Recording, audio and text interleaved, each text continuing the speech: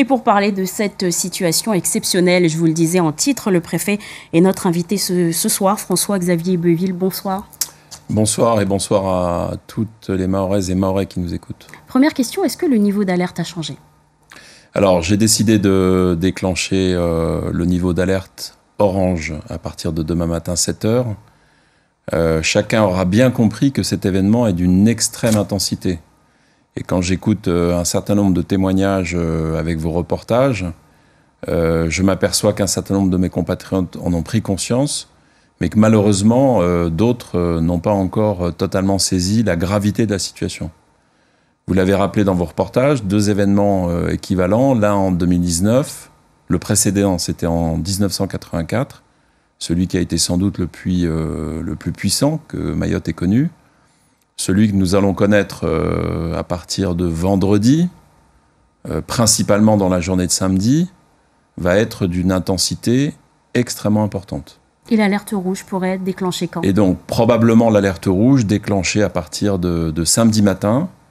Le déclenchement de l'alerte orange entraîne 3 conséquences principales. D'abord, c'est la fermeture des établissements scolaires. Dès demain ? Dès demain matin.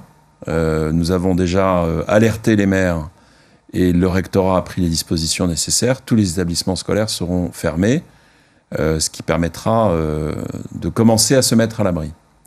Deuxième conséquence, c'est se préparer à la crise.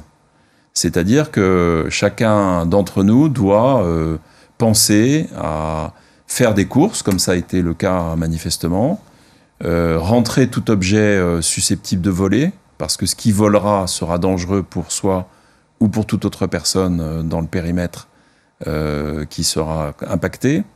Et puis enfin, c'est l'imitation de tous les déplacements sur l'île. Ne préserver que les déplacements qui sont absolument nécessaires, notamment pour des raisons d'urgence ou de santé. À cet égard, je dis que les barges entre Grande Terre et Petite Terre s'arrêteront de fonctionner à partir de 17h30.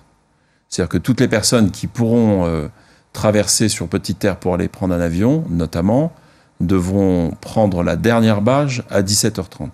Donc ce sont des précautions extrêmement importantes qu'il va falloir engager pour chacun d'entre nous, parce que nous avons un événement d'une extrême intensité qui va, comme vous l'avez compris, passer très proche de Mayotte. Justement, est-ce que l'État et les municipalités sont prêts aujourd'hui à accueillir ce phénomène, à protéger cette population, notamment celle qui se trouve dans les bidonvilles ?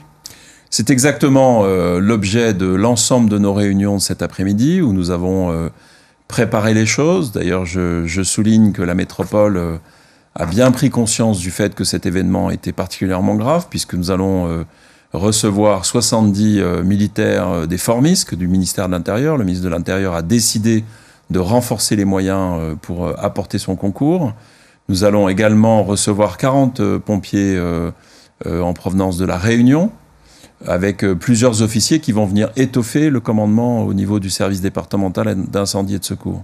Mais tout ce travail-là est un travail qui est un travail de préparation que nous avons engagé avec les mairies pour identifier tous les lieux d'hébergement d'urgence, les écoles, les lycées, les collèges, les gymnases, pour que chacun puisse avoir un renseignement sur l'endroit où il doit aller. Il doit se rendre à la mairie de son village pour pouvoir savoir où sont les endroits qui pourront accueillir les personnes qui en auront la nécessité absolue.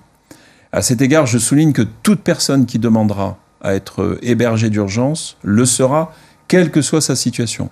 Justement, on se souvient, lors du précédent cyclone, beaucoup de personnes en situation irrégulière n'allaient pas dans les centres d'hébergement par peur d'être arrêtées par les forces de l'ordre. Comment convaincre ces personnes ? Eh bien, je viens de vous le dire, toute personne qui se présente, quelle que soit sa situation réglementaire, irrégulière ou régulière, pourra être accueillie dans un centre qui aura été prévu à cet effet et sur lequel nous sommes en train de travailler encore toute la journée de demain pour avoir une liste qui soit disponible dans les mairies, tard dans la journée de demain, pour pouvoir accueillir toute personne. Une vie est une vie. Nous n'en sommes pas à distinguer les uns et les autres. Toute personne qui se présentera dans un hébergement sera reçue. Donc c'est extrêmement important pour des personnes qui vivent dans un habitat précaire que nous connaissons bien. Et d'ailleurs, je me félicite qu'on ait terminé l'opération Mavazzani, parce que c'est près de 450 bangas en moins à traiter. C'est 2500 personnes qui ont été mises à l'abri dans ce cadre-là.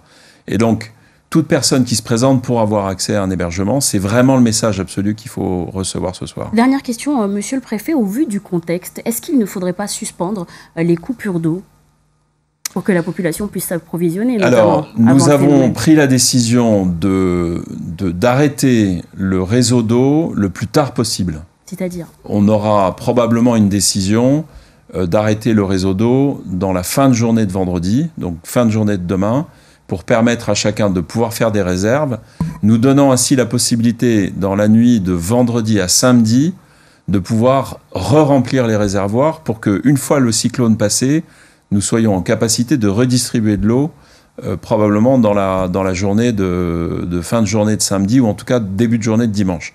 Donc la question c'est celle-là, on va communiquer plus précisément pour dire quand le réseau sera fermé, mais effectivement, vous le soulignez, il y a deux éléments qui sont très importants, c'est l'accès à l'électricité, nous avons travaillé avec EDM pour sécuriser le réseau, l'accès à l'eau, nous avons travaillé avec le LEMA pour sécuriser le réseau, et puis on a un troisième point qui est très important, qui a été mentionné, c'est la sécurisation du réseau de téléphonie mobile avec l'opérateur qui est en charge ici à Mayotte.